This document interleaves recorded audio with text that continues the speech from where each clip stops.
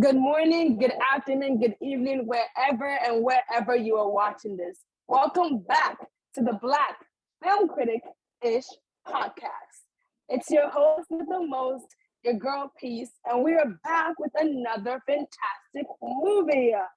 Now, this movie, if you have not watched it, oh my God, what are you doing? Let's talk about Nausicaa of the Valley of the Wind. Now, this was a 1985 Japanese movie directed by Hayao Miyazaki. Yes, I butchered up his name, but he's a fantastic animator and director. And let me talk about the plot line of the movie. But before I do so, I want you to pause this podcast and go watch the movie if you haven't already, because major spoilers will be ahead. Okay, now to the plot line. So this movie was set in the far future, and essentially there was a huge conflict and war that destroyed essentially all of the world's ecosystem, and everything is dead, barren. There's jungle filled with toxic fumes. There are dangerous, huge insects roaming through the jungle. But there's only one saving grace. There's only one part of the jungle that's okay, that was essentially immune from the havoc that humanity wreaked. And that one place is called the Valley of the Wind. Now, this Valley of the Wind was ruled by the one and only Princess Nausicaa, hence the name of our movie. Now, she lived in the valley, the holy habitable place, and she was able to communicate with the huge insects that lived there and able to create a safe space for her people. Wow, what a queen. So with the help of her warrior friend, the Lord Yupa, she was able to bring peace back to the planet. And let's talk about what caused another issue. So this movie, even though there was peace at the beginning of the movie, she faced a lot of issues because a lot of other people wanted to bring wars to the only peaceful place. So she was fighting with them, pleading with them, please, please, don't repeat humanity's mistakes again. Please, please, don't cause war in this only peaceful place. So I really liked how she was a caring ruler. She was fighting for her people because some rulers are very, very selfish, as we know. And I also liked how she was presented as a curious researcher more than a dictator, because she wanted to study the fumes and everything that was going on in the jungle, unlike other people who wanted to destroy it or use it for their own personal gain. And I love the futuristic world. I love every part of this movie. The script combined with the music, with the visuals, with the costumes, which you guys will learn more about later on in this podcast. Everything was fantastic. 10 out of 10. If you haven't watched it, you definitely need to. So yes, that was the script and plot of the one and only Nausicaa movie. Be sure to watch it. Now on to my co-host.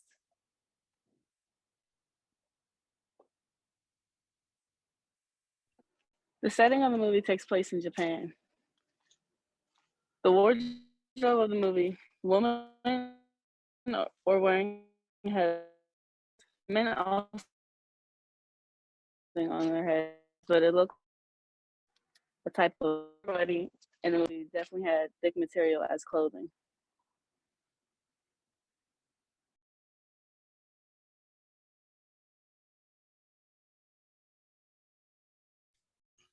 So when I was watching this movie, one thing that I noticed were the bright colors. When it came to the characters and just the overall storytelling of it, definitely made you want to get to know the characters like if they were, actual people. I'm gonna talk about a few of the characters that kind of stood out to me. And some of their roles. So obviously Nausicaa, the princess of the movie of the Valley of the Wind. But what her main mission was that you can see since early childhood, she was very like curious at a young age with like the confusion, division of the world. That's how I saw it. And that was very evident in the flashbacks that she had throughout the movie, which helped with the storyline as well. But you can tell that she really just wanted to bring peace amongst her people, amongst the world, and amongst nature as well, despite her disagreement with, violence, war. She basically stepped up to the plate in my eyes, and chose to fulfill the prophecy that was kind of created for her, that was guided for her by some of the people around her. One person I know that was important in her life and definitely helped with her decision was her father. Not sure how to pronounce his name, if it's Gile, not sure. But you can see that he was in bed, like bedridden most of the film, and eventually later on passed away. He was killed, but he was definitely a main important part in her life, and I can relate to her in that aspect because having a father figure who isn't always doing the best, you just want to make sure that you are making him proud in a way. Another character I want to touch on is Master Yupa, which is someone that Nausicaa looks up to, kind of like a mentor, right? Someone who's selfless and a great man of knowledge. And you can see Nausicaa's respect for him throughout the film and just the way that they've interacted. And I know for a fact I can't be the only one that felt that way too, especially in the end when he, kind of sacrificed in a way. I could feel that, and I definitely have someone in my life that I can relate to in that way. But on the opposing side, who I want to get into is Kashana. Not sure if that's how you pronounce her name, but Kashana is kind of like the antagonist, so like who Nausicaa isn't.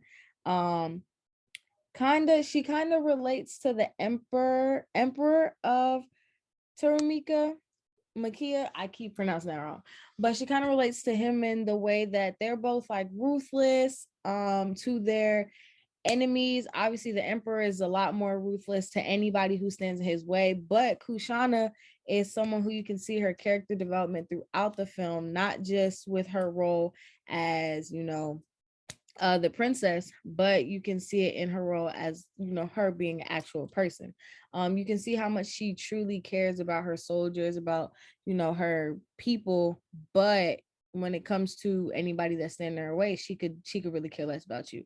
That's kind of similar to the emperor, except like I said, he will, if you cross him, he will kill you. It doesn't matter who he is. But you can also see his character development at the very end of the film, close to the end, when he is basically giving his legacy, giving everything to Kashana and telling her not to make the same mistakes that he did, which in my opinion kind of shows what a true leader is, learning from your mistakes and correcting them, even if that means you're not going to be a part of the correction in the process.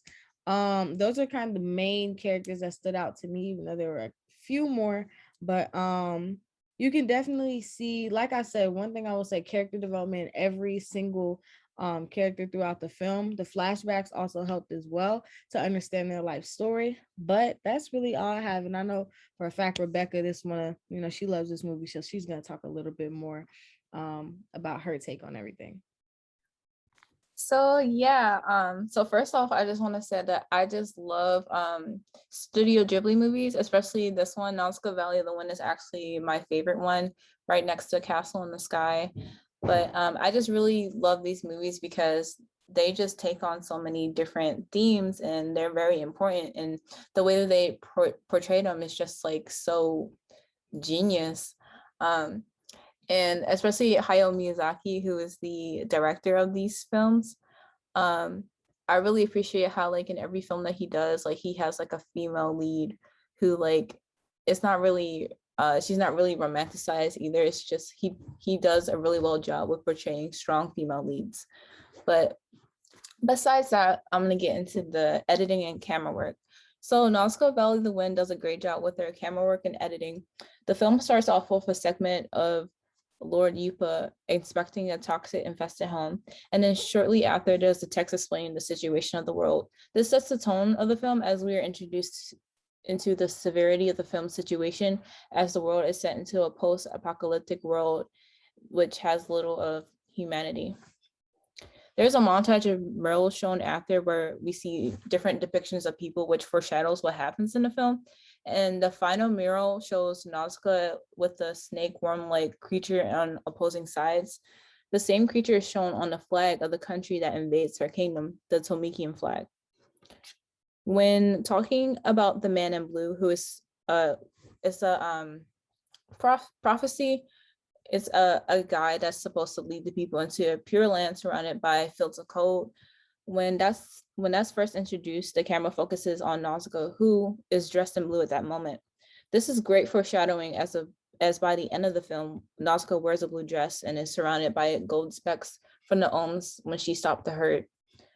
There is a major theme of cohabitation in the film that gives off the idea that we are all equal and can exist in this world together. This is seen several times in the film when Nausicaa stresses to her people not to fight so that more people won't die. We see this again when she sacrifices herself for the village during the Ulm stampede. Nausicaa's color palette consists of pastel blues where the toxic jungle has the same color palette. I believe this to be another connection to the theme of coexisting, as Nausicaa and the life in the toxic jungle are the same. The color palette in the Valley of the Wind consists of bright colors of green and blue. This shows us the audience that the environment is very lively and comforting. In contrast to the falling countries to pollution, there are dark colors of brown and grays, which shows that these places are inhabitable. We even see a contrast in colors in the character. The people of the valley wear bright, calming colors such as beige and purple compared to the Tomicians, who wore very striking colors such as green and red. This can be in comparison to their characters as warlike people. A detail I appreciate is how in tune the people of the valley are with the environment. The camera focuses on the people paying attention to the sky and to the wind.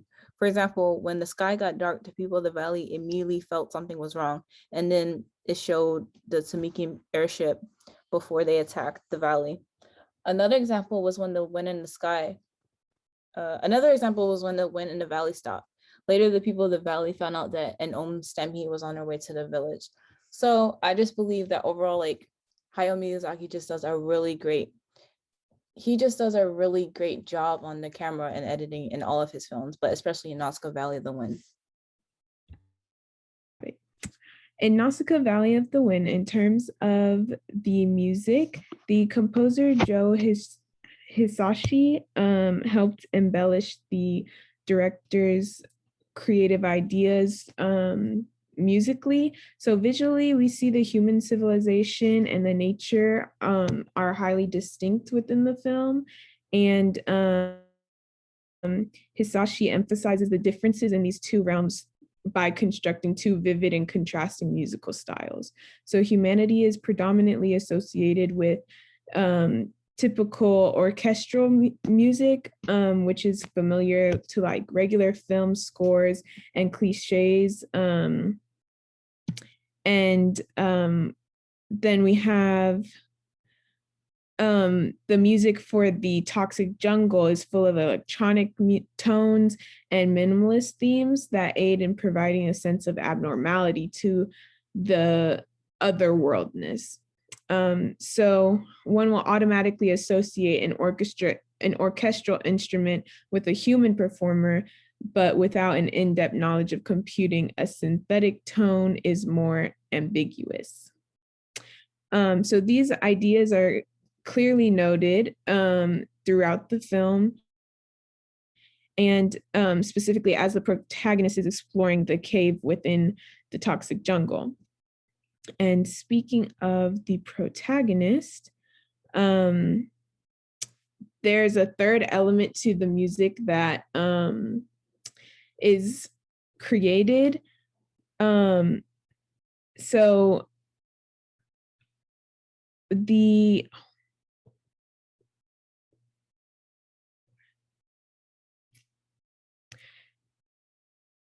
although the protagonist, Nausicaa, is tied to the human realm because she's human and stuff. So we hear lots of the orchestral tones whenever she is on screen, but she's also an eco-warrior and opposed to violence, seeking to live in harmony with the jungle. So we also hear very positive and uplifting type of orchestral tones whenever she's on screen. She has fairly higher, her theme is in a higher register than other themes throughout the film and has more sustained notes to create like a sense of peace. And the use of the major key and certain rising motifs help inspire hope throughout the film. So overall, the composer created 3 different types of tones musically throughout the film: the orchestral tones for Humanity, the electronic and synthetic tones for the Toxic Jungle, and then the uplifting and peaceful tone using orchestral instruments for our main character. So like, I have a question. What were all of you all's favorites part? I know mine was that part where she died and then the Ohms like healed all her wounds, and then she started like walking on like that like created field of gold, and the witch, or Bob, I think her name was Baba, she was just like, oh my gosh, like it's a miracle, the prophecy, I can't speak, but you know what I'm saying. It's been fulfilled. Like I think like that was my favorite part in the film. That was probably my favorite part too. I thought it was very cool how like it was animated and just how it continued the story along as well. Honestly, I like the flashbacks because they made us understand the storyline as a whole, and basically connected everything together. I always like flashbacks in any type of movie. Yeah, I agree. And it also kind of gives us like a little bit of context to like her character, especially when she didn't want the guards to kill the Ohm when she was like a little girl. So like I guess that kind of explains as to why she's so protective of nature and why she's so caring of it. But yeah. Exactly.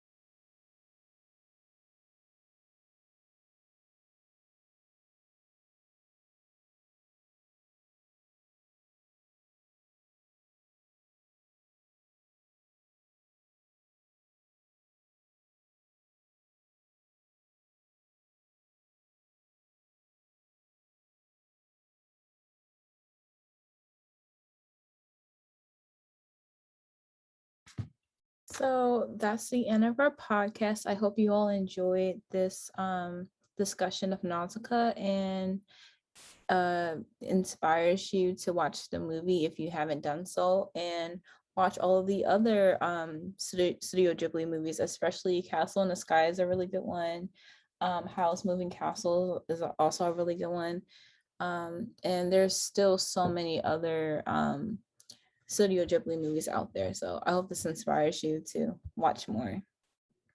But yeah, thanks for tuning in.